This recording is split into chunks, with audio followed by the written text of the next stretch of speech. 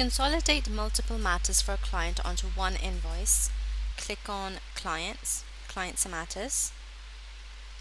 Now if you're creating a new matter, you can simply click on the new matter button and you have this consolidated checkbox. Otherwise, for existing matters, you want to go ahead and click on the name of the client. So I'm going to click on Amber Little, and you want to click on the Matters tab, and here we have this consolidated checkbox,